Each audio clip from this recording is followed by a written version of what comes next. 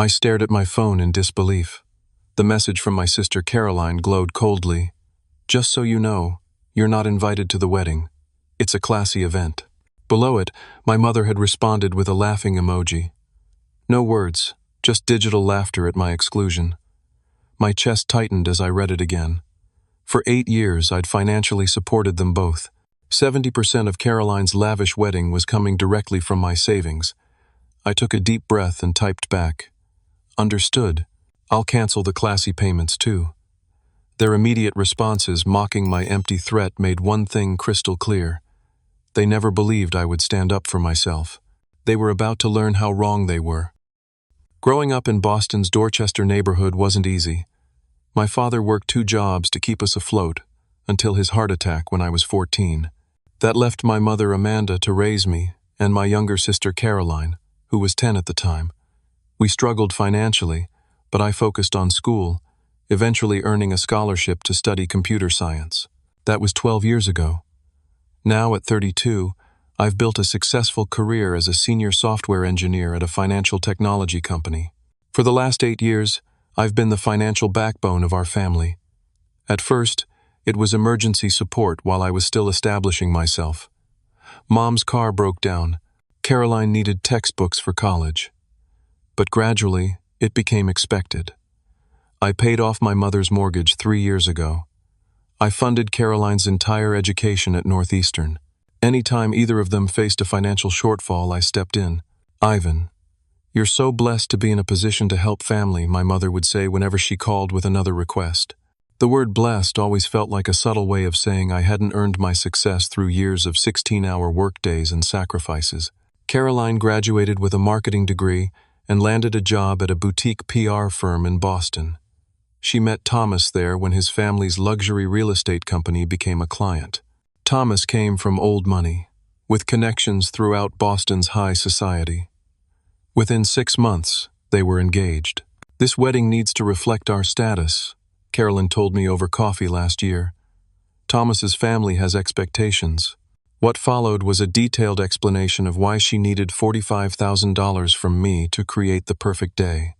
I agreed, of course. I always did. Caroline insisted on keeping my financial contributions secret. "Thomas thinks my family is paying," she explained. "It would be embarrassing if he knew it was just you. His parents would think we're, poor." I supplied. She winced. "Just not their kind of people." I signed the checks anyway. The venue deposit, the designer dress, the premium catering, the exclusive photographer, the wedding planner, whose clients included minor celebrities. Every month, more invoices arrived, and I paid them without complaint. Then came the text notification that the next installment for the wedding venue was due. I opened my banking app to transfer the funds when the message from Caroline arrived. "Just so you know, you're not invited to the wedding. It's a classy event." I sat in my apartment, the same modest 2-bedroom I'd had for years. Despite my income, I lived simply, saving and investing rather than spending on luxuries. My sister had mocked my furniture and decor whenever she visited, which became increasingly rare as her relationship with Thomas progressed. That evening, after receiving the text, I was scrolling through Instagram when I saw a post from a mutual friend who was apparently part of Caroline's bridal party. The caption read, "Final dress fittings for the Hartwell wedding. Can't wait to celebrate these 2 amazing people. Boston Society wedding." In the comments, someone had asked, "Will your brother be walking you down the aisle?" Caroline's response sent ice through my veins. "God, no. Ivan's too socially awkward. He'd just embarrass us all. Some people just don't fit into classy events, you know." More comments followed, with Caroline explaining how she'd had to protect the wedding from my presence because I was too ordinary and would make Thomas's family uncomfortable. She described me as a typical tech nerd who wouldn't understand the social nuances of their circle. I sat back, stunned. For years I'd attributed Caroline's treatment of me to thoughtlessness, to being caught up in her own life. This was different. This was deliberate cruelty, a public rejection and mockery of the very person funding her dream wedding. I closed the app and stared out my window at the Boston skyline. 8 years of financial support, 8 years of being there whenever they called. 8 years of being the reliable one, the responsible one, the one who sacrificed. And this was my reward. Exclusion, mockery, being treated as an embarrassment. I looked back at my phone and typed my response to her text. Understood. I'll cancel the classy payments too. Within seconds, my phone lit up with messages from both Caroline and my mother. Caroline. Very funny. You wouldn't dare. Mom. Stop being dramatic, Ivan. This is Caroline's special day. Caroline. You're just proving why you don't belong there. Mom. You know how important this is for our family's standing. Our family's standing. Not my standing, apparently. I turned off my phone, and for the first time in 8 years, I didn't immediately give in to their demands. The next morning, I turned my phone back on to find 15 missed calls and 37 messages. I ignored them all and headed to work. By lunch, my mother was calling the office. Ivan, you need to stop this nonsense, she said when I finally answered. Stop what, Mom? I just acknowledged Caroline's wishes. She doesn't want me at her wedding. You're being too sensitive. You know you wouldn't fit in with Thomas's family. They're sophisticated people, and I'm not. It wasn't a question. Honey, you know what I mean. You work with computers all day. You don't understand these social situations. I understand enough to know that laughing at your son being excluded isn't normal. It was just an emoji. Good Lord, when did you become so dramatic? This isn't about you. You're right. It's about the $45,000 I've put toward a wedding I'm not welcome to attend. Silence fell on the other end of the line. We've always known you'd help with the wedding, she finally said. You're established. Caroline's just starting out. I've been just starting out for my entire adult life, according to you. When exactly do I get to enjoy the fruits of my labor? Is that what this is about? Money? How petty, Ivan. The conversation continued in this vein until I finally ended the call. Throughout the day, more messages arrived from Caroline, alternating between dismissive and concerned. You can't actually be serious. The venue needs payment by Friday. Mom says you're being difficult. You're not really going to ruin my wedding over this, right? I didn't respond to any of them. That evening, I sat in my living room and thought about our family history. When we were children, Caroline was always the favored one. She got new clothes while I got hand-me-downs. She got ballet lessons while I was told sports were too expensive. She got a sweet 16 party while my 16th birthday passed with just a store-bought cake. I'd always attributed it to her being the youngest, or to her being a girl, or to a dozen other excuses I made to myself. Now, I wondered if there was a simpler explanation. They valued her more than me. A memory surfaced from when I was 17. I'd been accepted to several colleges but couldn't afford any of them without significant scholarships. I'd shown my mother an acceptance letter from MIT with a partial scholarship. That's nice, honey, she'd said, barely looking at it. Then she'd turned to Caroline, who was showing off an A on a middle school English paper. Look at this. My brilliant girl. We should frame this. I called Caroline the next day. Finally, she answered. Have you come to your senses? I want to understand something, I said. Why am I not invited to your wedding? I told you. It's a classy event, and I'm not classy. She sighed dramatically. Ivan, you're my brother and I love you, but let's be real. You don't exactly fit the vibe we're going for. Thomas's family is connected to everyone who matters in Boston. His mother is on the board of the Museum of Fine Arts. His father plays golf with the governor. And what does that have to do with me? You live in that same dumpy apartment. You wear the same boring clothes. You talk about coding and investments. You're just ordinary. Ordinary, I repeated. The same ordinary that paid for your education. The same ordinary that's funding 70% of your wedding. That's different, she snapped. Family helps family. That's what you're supposed to do. Is excluding family also what you're supposed to do? Look, Thomas's parents don't even know about you, okay? I told them I'm an only child. It would be weird to suddenly produce a brother they've never heard of. The revelation hit me like a physical blow. You told them you're an only child? It was easier that way. They kept asking about my family background, and it's not exactly impressive to say my brother's a computer nerd who paid for my college. I see. I kept my voice steady despite the hurt coursing through me. So I'm good enough to fund your life, but not good enough to acknowledge publicly. Don't be so dramatic. It's just easier this way. After hanging up, I scrolled through social media again and found photos from their engagement party 6 months ago, an event I hadn't known about. In several pictures, my mother posed proudly beside Caroline, wearing a designer dress I recognized because I had paid for it. "How does it look?" Mom had asked when she sent me the link to the $3,000 dress. Caroline says I need to look the part for wedding events. I had transferred the money that same day, believing I was helping my mother feel confident at my sister's wedding, a wedding I now knew I was never meant to attend. My best friend Marcus called that evening. We'd been friends since college, and he was one of the few people who understood my family dynamics. "Your mother called me," he said. "She wanted me to talk some sense into you." "And what sense would that be?" "Apparently, you're threatening to pull wedding funding because you're jealous of Caroline's happiness." I laughed bitterly. That's their version of events. After I explained what had actually happened, Marcus was silent for a long moment. "Ivan, I've watched you support them for years while they take you for granted. When are you going to stand up for yourself?" "I think I just did," I replied, surprising myself with the realization. "Good," Marcus said firmly. "It's about time." The next morning I called the wedding venue and canceled the remaining payments. I did the same with the caterer, the florist, and the wedding planner. With each call, I felt a strange mix of guilt and liberation. "Are you sure about this, sir?" the wedding planner asked. "The Hartwell wedding is one of our premium events this season." "I'm sure," I said. "I will no longer be financially supporting this event." I sent emails to each vendor explaining that any future inquiries should be directed to Caroline or Thomas directly. Then I called my bank and stopped all automatic payments related to the wedding.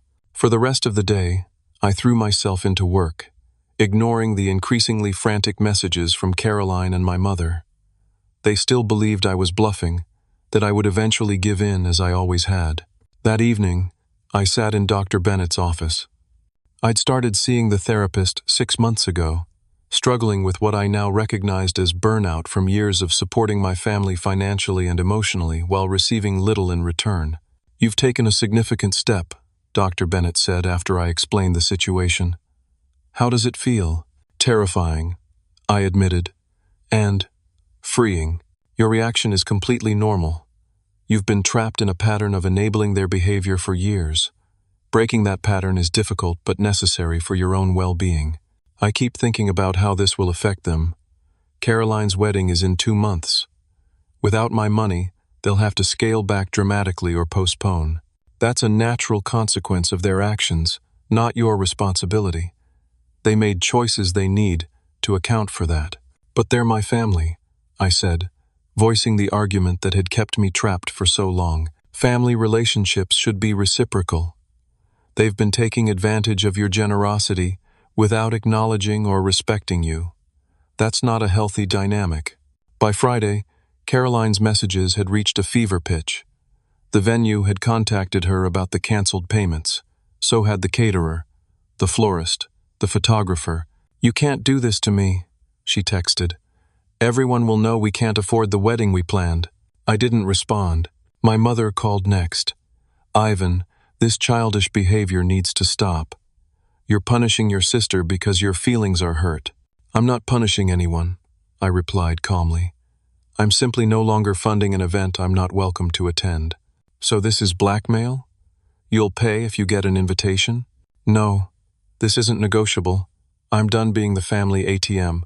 The weekend passed with more calls and messages, each more desperate than the last. I spent Saturday with Marcus, hiking in the Blue Hills just outside Boston, something I rarely had time for because family emergencies always seemed to claim my weekends. "They'll figure it out," Marcus assured me. "Caroline's fiance is loaded, right? His family can cover the costs." "That would mean admitting she lied about who was paying," I pointed out. "Then that's her problem to solve." Sunday evening, I met my colleague Sarah for coffee. We'd become friends over the past year, bonding over shared interests in hiking and photography. Unlike most people in my life, Sarah knew very little about my family dynamics. "You seem different," she observed. "More relaxed." I found myself telling her the whole story. Sarah listened without interrupting, her expression growing increasingly concerned. "Ivan, what you're describing sounds like emotional abuse," she said when I finished. "They've been exploiting your generosity and manipulating you with guilt." "That seems extreme," I said, uncomfortable with the terminology. "Is it? They take your money, exclude you from events you've paid for, mock you publicly, and make you feel guilty when you object. How would you describe that?" I had no answer. On Monday, my phone alerted me to an unfamiliar charge on my credit card, a $10,000 payment to the wedding venue. I immediately called the bank and discovered Caroline had used my credit card information, which she had from previous wedding payments I'd authorized her to make. "This is fraud," the bank representative confirmed. "Would you like to press charges?" "No," I said after a moment's hesitation, "but I want to dispute the charge and cancel this card." That evening, my phone rang with an unfamiliar number. When I answered, a male voice said, "Is this Ivan?" "Yes." "Who's this?" "Thomas Hartwell, Caroline's fiance." My heart raced. "Hello, Thomas. I hope you don't mind me calling. I got your number from Caroline's phone." He paused. "I just found out you exist." Thomas's call left me reeling. Not only had Caroline told his family she was an only child, but she'd also kept my existence secret from her own fiancé until financial necessity forced her hand. "I don't understand," Thomas said, his voice betraying his confusion. "How could Caroline never mention having a brother? We've been together for almost 2 years. "I'm as surprised as you are," I replied truthfully, "though perhaps I shouldn't be. She says you're threatening to ruin our wedding because you're jealous. Is that true?" I took a deep breath. "No. I've been paying for most of the wedding. When Caroline told me I wasn't invited because it's a classy event and I wouldn't fit in, I stopped making payments." Silence fell on the other end of the line. "You've been paying for our wedding?"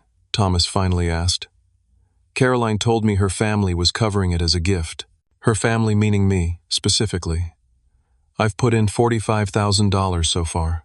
$45,000. Thomas trailed off. "I had no idea.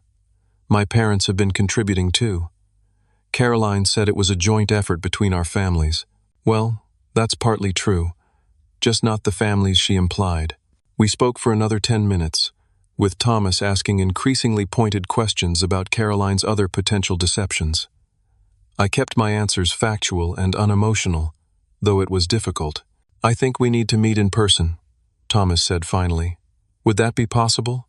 We arranged to meet for lunch the following day. After hanging up, I sat in my apartment, processing this new development. Part of me felt vindicated that the truth was finally coming out. Another part felt a deep sadness that things had reached this point. My doorbell rang at 11 that night. When I checked the peephole, I saw Caroline and my mother standing in the hallway. I considered not answering, but after a moment I opened the door. Finally, Caroline pushed past me into the apartment. "You've been ignoring us for days." My mother followed, giving me a quick, perfunctory hug. "We need to talk, Ivan." "It's almost midnight," I pointed out. "This couldn't wait," Caroline said. She looked terrible pale, with dark circles under her eyes. The venue called. "They're giving away our date if we don't pay by tomorrow." "That's unfortunate," I said, maintaining a neutral tone. "Unfortunate? It's a disaster. Do you have any idea how hard it was to book that place? They're reserved 2 years in advance. Then I imagine they have a waiting list of people happy to take your spot." Caroline's face flushed with anger. "You're enjoying this, aren't you? Watching everything fall apart." "No, Caroline, I'm not. But I'm also not responsible for fixing it." My mother stepped forward. "Ivan, be reasonable. Caroline has dreamed of this wedding her whole life, and I've dreamed of being valued by my family. We can't always get what we want." "Of course we value you." My mother looked offended at the suggestion. "Really? Is that why you laughed when Caroline told me I wasn't invited to her wedding? Is that why neither of you told Thomas I exist? Is that why Caroline has been publicly mocking me on social media?" "You're exaggerating," Caroline said dismissively. "Am I? You told people I'm too socially awkward and would embarrass the family. You called me too ordinary to attend your classy event." "I didn't mean it like that," Caroline protested weakly. Then how did you mean it? Thomas's family has expectations. They're connected to everyone who matters in Boston. And I don't matter. That's not what I said. It's exactly what you said, Caroline. Not in those words, perhaps, but the message was clear. My mother interjected. Ivan, you have to understand. This wedding is our chance to improve our standing. Caroline marrying into the Hartwell family opens doors for all of us. All of us? Or just you and Caroline?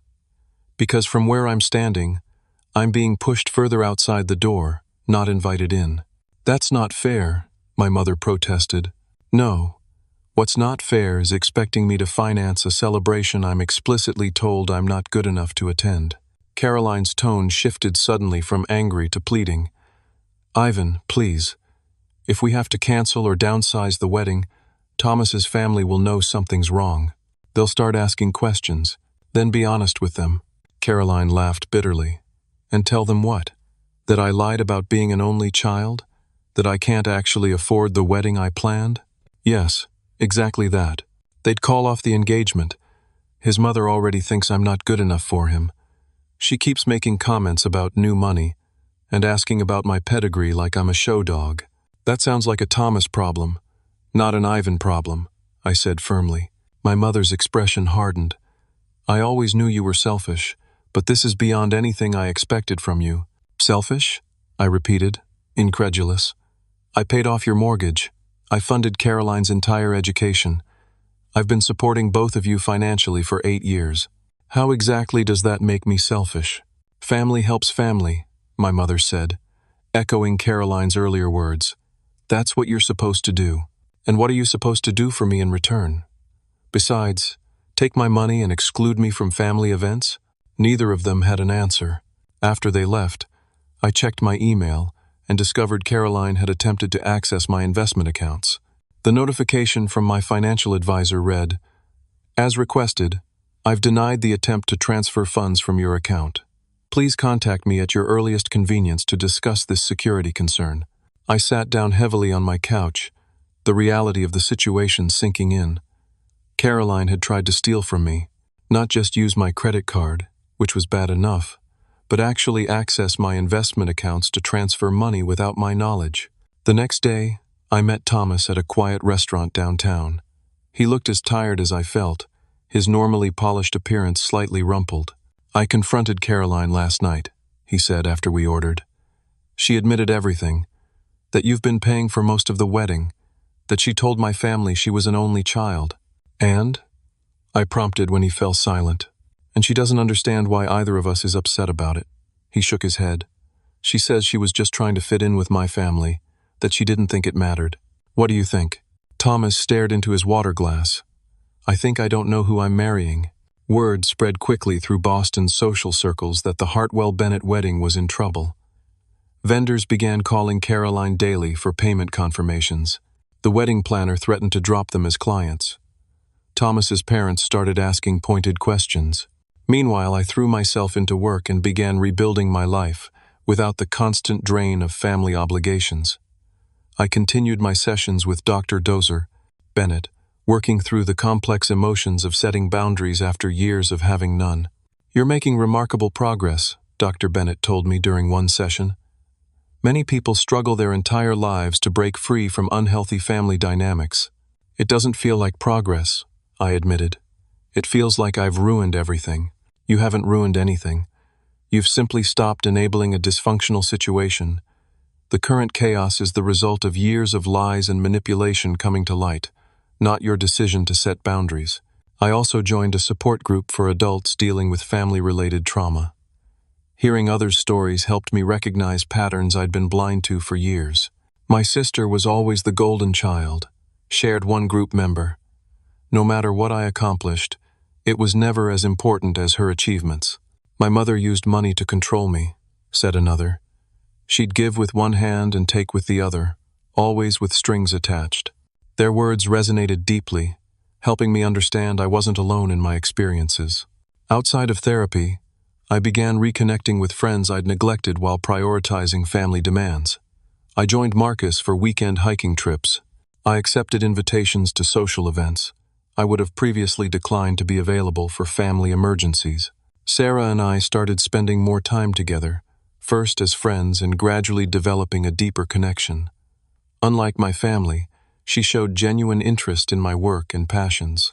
"Tell me about your latest project," she'd say, and then actually listen to my response, asking thoughtful questions.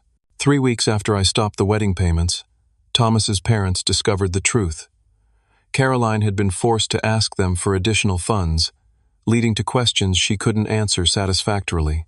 When pressed, she eventually admitted that her family contribution had primarily come from her brother they hadn't known existed. Thomas called me that evening. "My parents want to meet you," he said without preamble. "Why?" I asked, genuinely puzzled. "They want to understand what's happening. My mother says something doesn't add up." I hesitated.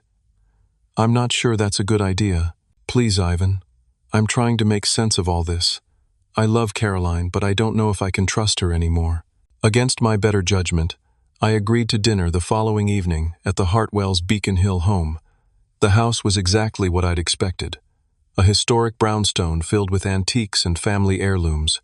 Thomas's parents, Richard and Eleanor, were polite but clearly suspicious. "So you're Caroline's brother," Eleanor said after introductions. "The one she never mentioned." "Yes, ma'am. And you've been paying for a significant portion of the wedding?" "I was, yes." "Why would you do that if you weren't even invited?" Richard asked bluntly. I considered my answer carefully. I've always supported my family financially. When Caroline asked for help with the wedding, I agreed without question. The invitation or lack thereof came later. "This is highly irregular," Eleanor said. "In our circles, family stands together at important events." "I believe that was the problem," I replied quietly. "I don't move in your circles." The conversation continued, with the Hartwells asking increasingly direct questions about my family's dynamics. I answered truthfully but without malice, trying to explain rather than accuse. By the end of the evening, Eleanor fixed me with a penetrating stare. "Thomas tells us you're a software engineer, that you paid off your mother's mortgage and funded Caroline's education, that you live modestly, despite your success." "Yes, that's correct. Those sound like admirable qualities to me." She turned to her husband. "Wouldn't you agree, Richard?" He nodded slowly. "Indeed. Hard work, financial responsibility, family loyalty. These are values we respect." "Then why," Eleanor asked, "would Caroline believe we would think less of her because of you?" I had no answer for that. As I was leaving, Thomas walked me to my car. "Thank you for coming," he said. "I think my parents see things more clearly now." "What about you?" I asked. "What do you see?" He ran a hand through his hair. "I'm still processing everything. I love Caroline, but this isn't the only lie she's told me. I'm beginning to wonder what else I don't know." The next day, Caroline showed up at my office, creating a scene in the lobby until security allowed her up to see me. "How could you?" she demanded as soon as my office door closed behind her. "You went to dinner with Thomas's parents? Behind my back? They invited me. Thomas asked me to come. To humiliate me. They spent 2 hours questioning me after you left. They're talking about postponing the wedding now." "I'm sorry to hear that," I said sincerely. "But I didn't say anything untrue." "You didn't have to. Just your existence contradicts what I told them." She paced my office frantically. "This was my chance, Ivan. My chance to be someone important in this city. You already are someone important. You're smart, talented, and capable. You don't need the Hartwell name for that. Easy for you to say. You've always had everything handed to you." I stared at her, momentarily speechless. "What are you talking about? You got the scholarships, the high-paying job, the financial security. Some of us have to marry our way up in the world. Caroline, I worked incredibly hard for everything I have. Nothing was handed to me." "Oh, please," she scoffed. "You've always been Mom's favorite." The accusation was so contrary to my experience that I actually laughed. "Mom's favorite? Are we talking about the same mother?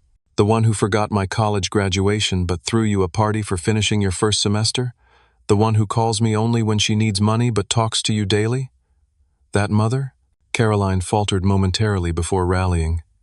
"She pushed you to succeed. She made you independent. She babied me and made me dependent. That's one interpretation, I conceded. Here's another. She neglected me and forced me to become self-sufficient while supporting and nurturing you. That's not true, Caroline protested, but her voice lacked conviction. Isn't it? When was the last time Mom called you just to check in, not to ask for something?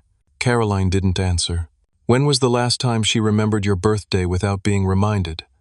Or asked about your day? Or supported your career? Tears filled Caroline's eyes. Stop it. These are just questions, Caroline. Questions I've been asking myself lately, about why we both accepted such different treatment as normal. I don't want to talk about this anymore, she said, wiping her eyes. I just want my wedding back on track. I can't help you with that.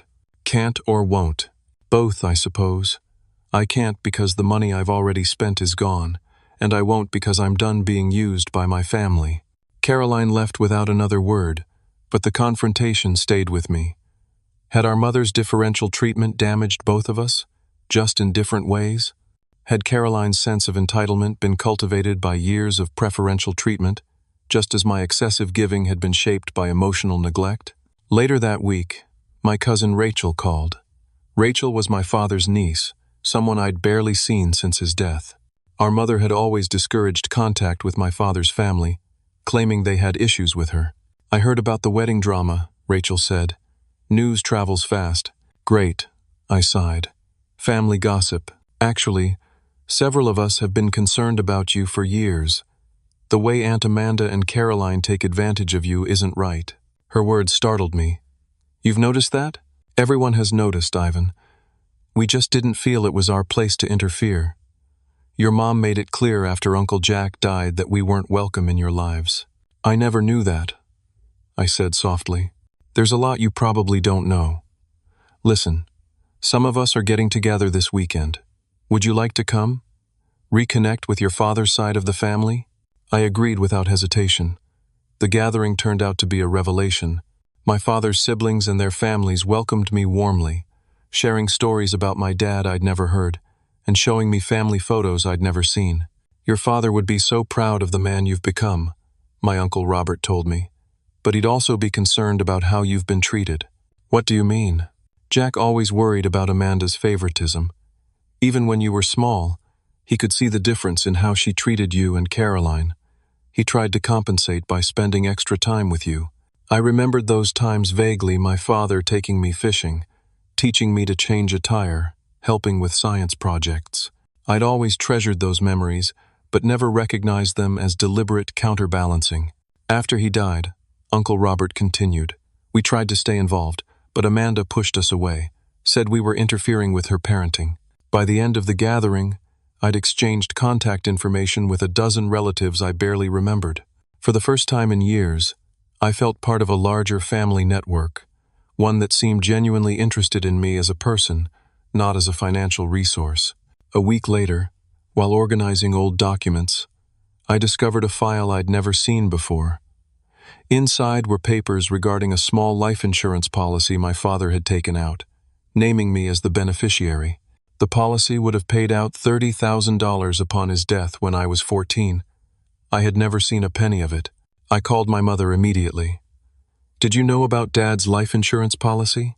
A telling pause. What policy? The one naming me as beneficiary. For $30,000. Another pause. Oh, that old thing. Yes, there was some small policy, but it barely covered the funeral expenses. The funeral was paid for separately. I have those receipts too.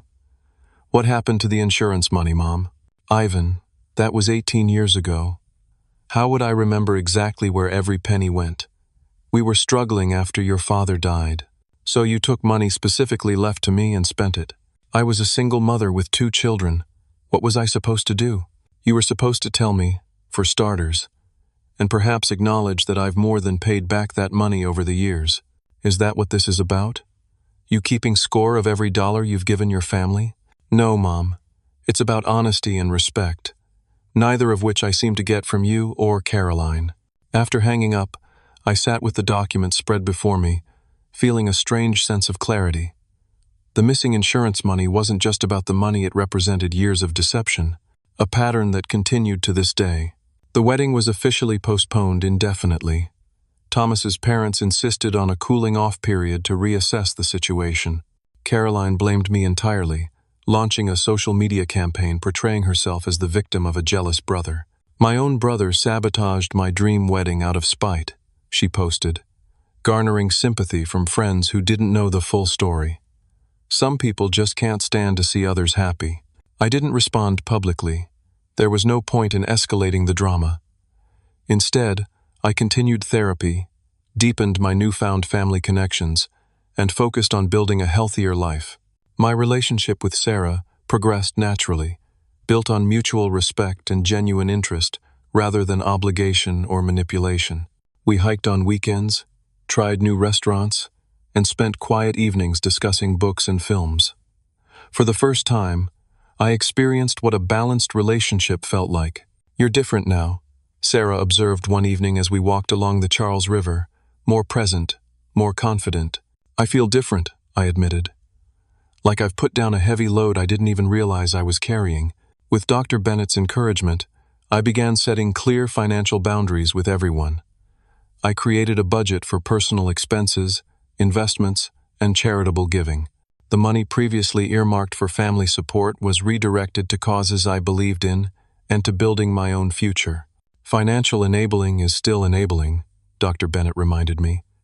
"It prevents others from experiencing the natural consequences of their actions and developing their own resources." Meanwhile, Caroline's relationship with Thomas deteriorated further.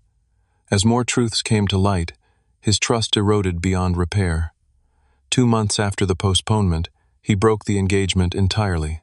Caroline showed up at my apartment that night, drunk and furious. "Happy now?"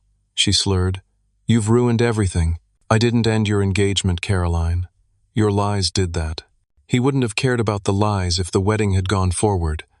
We'd be married by now if you hadn't pulled your funding. And you'd have built your marriage on deception. How long do you think that would have lasted? Forever.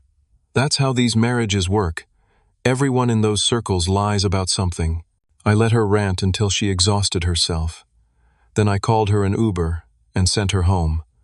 The next morning, she texted a half-hearted apology, followed immediately by a request for rent money.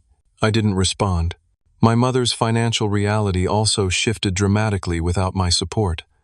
The credit cards I'd been paying suddenly required her attention. The home maintenance I'd funded became her responsibility. The shopping habits I'd subsidized became unsustainable. "I'm going to lose the house," she called to tell me one afternoon. "The house is paid off," I reminded her. "I paid the mortgage in full 3 years ago, but I can't afford the property taxes and insurance. They've gone up again this year. Perhaps you could get a job, Mom. You're only 58, and you're in good health." A job? At my age? Many people work well into their 60s and 70s. This is cruel, Ivan. After everything I've done for you, what exactly have you done for me, Mom? I'm genuinely asking. I raised you. I put a roof over your head. I fed and clothed you. You did the legally required minimum for a child, yes. After Dad died, even that was a struggle, I acknowledge. But since I turned 18, what have you contributed to my life besides requests for money and criticism? She had no answer, beyond accusing me of being heartless. The conversation was painful but clarifying. My mother had never seen me as an individual with my own needs and desires, but as a resource to be utilized. Caroline had learned this perspective from her. Neither of them had developed the capacity for genuine reciprocity in relationships. Extended family members began reaching out after hearing about the wedding cancellation. Most expressed support for my decision to stop enabling the unhealthy dynamics. "We always wondered when you'd reach your breaking point," my Aunt Judith told me. "Amanda's behavior toward you wasn't normal, even when your father was alive. After he died, it got worse. Why didn't anyone say anything?" I asked. "We tried, early on. Amanda cut us off completely for a while. By the time you were an adult, the patterns were established. You seemed to accept them. My cousin Rachel invited me to her daughter's birthday party, a small, genuine family gathering unlike the orchestrated social events my mother preferred. Being included in a family celebration without being expected to fund it felt novel and touching. Your family, Rachel said simply when I thanked her for the invitation. Family includes each other. That's the bare minimum. That bare minimum had been missing from my maternal relationships for as long as I could remember. 3 months after the wedding cancellation, Caroline lost her job at the PR firm. The dramatic personal posts and erratic behavior had finally impacted her professional life. She called me immediately. "I need help," she said without preamble. "I can't make rent this month." "I'm sorry to hear that," I replied. "What's your plan?" "My plan? You're my plan. You always help when I need money." "That's not happening anymore, Caroline. I'm happy to help you brainstorm solutions or review your resume, but I'm not giving you money." "So you'll just let me be homeless? Your own sister?" "You won't be homeless. You have options. You could move in with Mom. You could get a roommate. You could take a temporary job while looking for something in your field. You could sell some of your designer clothes and bags. Those are my things. I shouldn't have to sell my things. Then make another choice. But solving this isn't my responsibility." After several more similar conversations, Caroline finally took action. She found a roommate, took a job at a local coffee shop, and began rebuilding her life without Thomas or my financial support. To my surprise, after the initial anger faded, she began to show signs of genuine growth. "I've been thinking about what you said," she told me during a brief, awkward coffee meeting, "about Mom treating us differently. I think you're right." "Oh?" "She always made me feel like I was special, but also like I couldn't succeed without help. Like I was both better than everyone else and completely incapable at the same time. It's messed up."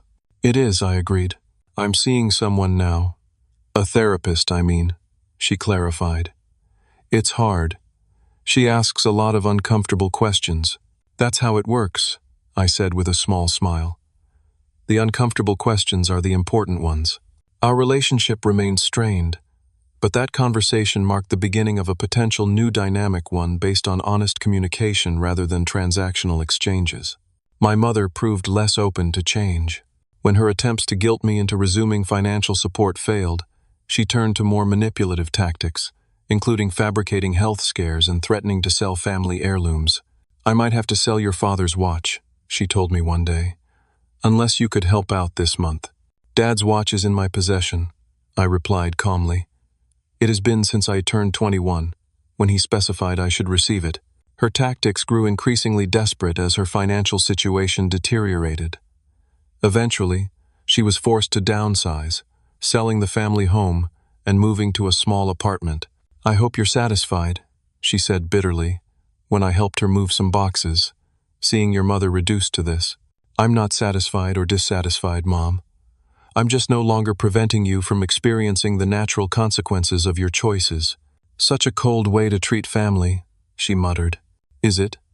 Because from where I'm standing, treating family with genuine care rather than as a means to an end seems like the warmer approach." Throughout this tumultuous period, my reconnection with my father's family proved invaluable.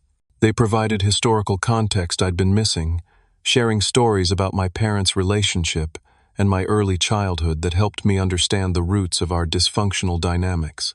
"Your mother always resented your resemblance to Jack," Uncle Robert told me during one visit. "Not just physically, but your temperament, your intelligence.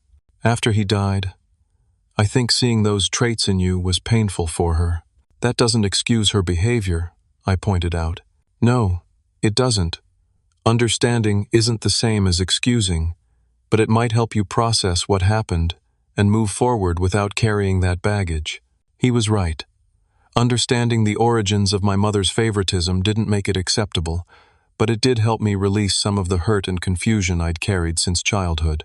By the 6-month mark after the canceled wedding, my life had transformed in ways I hadn't imagined possible. I'd moved to a nicer apartment, one I'd chosen because I loved it, not because it was the cheapest option that allowed me to support others.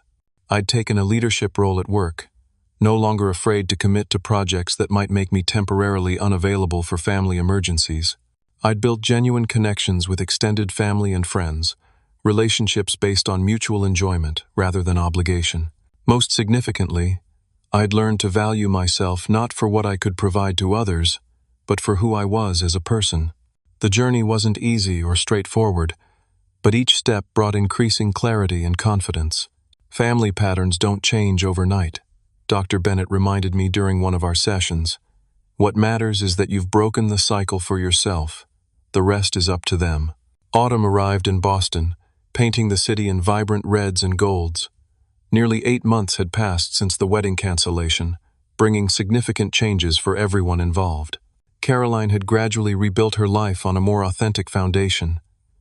After several months at the coffee shop, she'd secured a position at a smaller marketing firm with a more collaborative environment. Her social media presence had transformed from carefully curated perfection to honest reflections on personal growth. "I've been thinking about what happened with Thomas," she told me during one of our now monthly coffee meetings. "I was so focused on what his family represented that I lost sight of what a relationship should actually be." "And what should it be?" I asked. "Real, honest. Based on who we actually are, not who we're pretending to be." She stirred her coffee thoughtfully. "I don't think I ever really knew Thomas. I was too busy performing for him and his family. Our relationship remained a work in progress, but these moments of genuine connection gave me hope that something healthier might eventually emerge from the ruins of our old patterns." My mother's transformation proved more challenging. The loss of her home and lifestyle had been deeply traumatic for her, triggering both reflection and resentment. Some days, she seemed to recognize her role in our dysfunctional family dynamics. Other days, she retreated into bitterness and blame. "I did the best I could as a single mother," she said during one of our infrequent phone calls. "I believe you did what you thought was best," I replied carefully. "But that doesn't mean it was actually best for any of us, including yourself." "Such wisdom from someone who's never raised children," she said sarcastically. "I'm not claiming wisdom, Mom. I'm just sharing my perspective after a lot of therapy and reflection." Despite the ongoing tension, small changes suggested potential for growth. She'd found part-time work at a local library, giving her both income and social connection. She'd joined a support group for widows, where she was reportedly beginning to process my father's death in ways she never had before.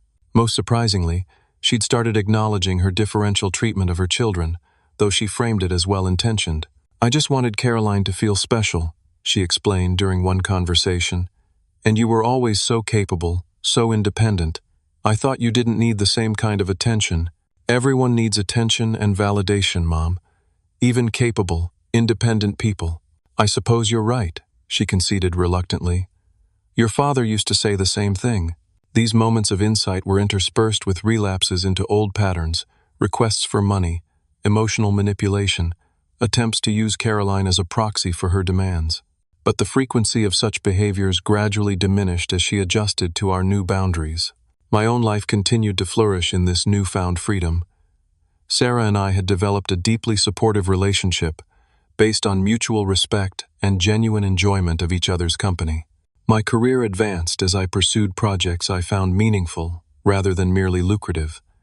My connection with my father's family strengthened, providing the sense of belonging I'd always craved. Most importantly, I'd developed a healthier relationship with myself, learning to recognize my own worth beyond my utility to others. "The most valuable thing you've gained isn't the money you've saved," Dr. Bennett observed during one of our now monthly sessions. "It's the recognition of your inherent value as a person." As Thanksgiving approached, I made a decision that would have been unthinkable a year earlier. I offered to host the holiday at my new apartment, not out of obligation or to buy approval, but as a genuine desire to create new traditions based on authentic connection.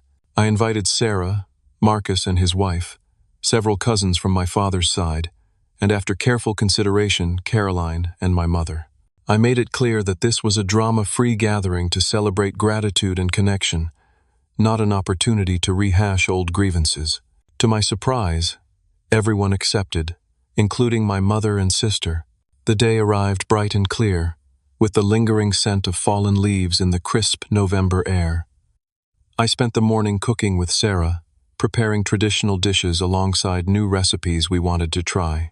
The atmosphere was relaxed and joyful, untainted by the tension that had characterized family gatherings in the past. Guests began arriving in the afternoon. My cousins brought side dishes and wine, Marcus and his wife brought a spectacular dessert.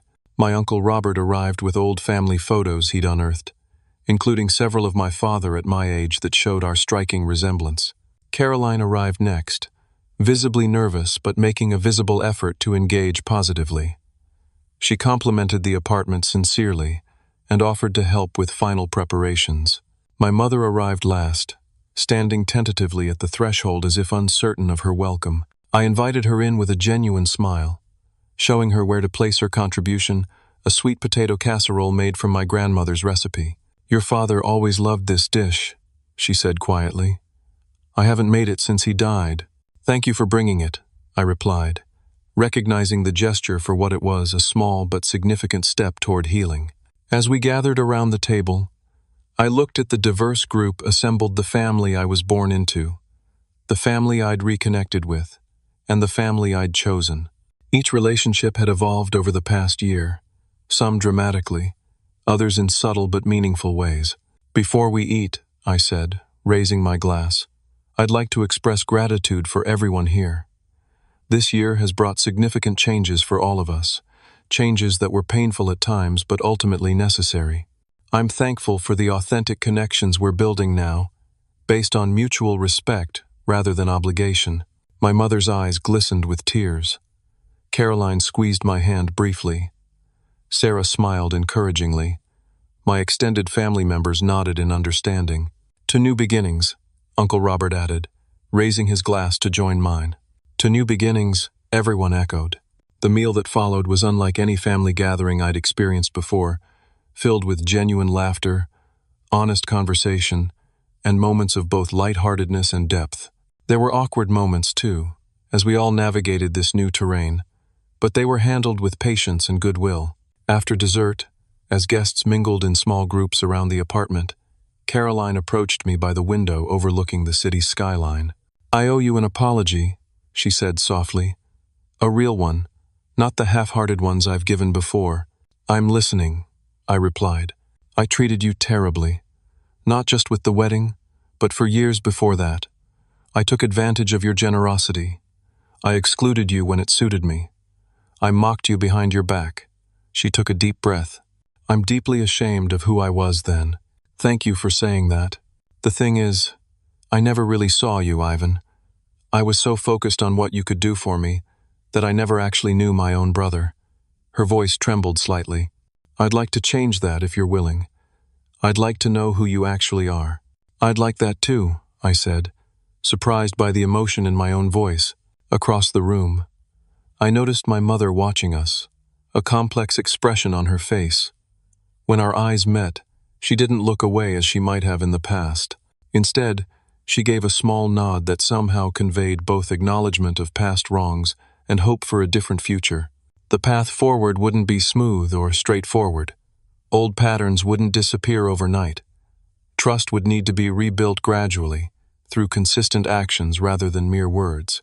But for the first time, I believed genuine healing was possible not through returning to old dynamics, but through creating healthier ones based on mutual respect and authentic care. As the evening wound down and guests began to depart, I stood in my doorway, watching the gathering disperse. Sarah joined me, slipping her hand into mine. "Proud of you," she said simply. I squeezed her hand in response, feeling a profound sense of peace.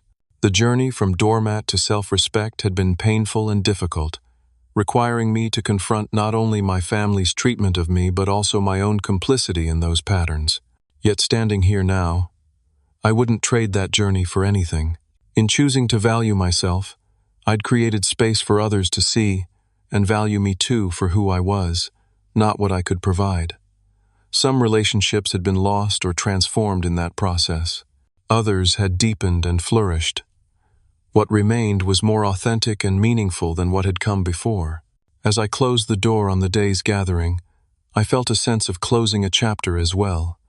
The chapter where I defined my worth through sacrifice and service to those who didn't appreciate it. The new chapter ahead was still being written, its contours not fully defined. But I would write it on my own terms, from a place of self-respect and genuine connection.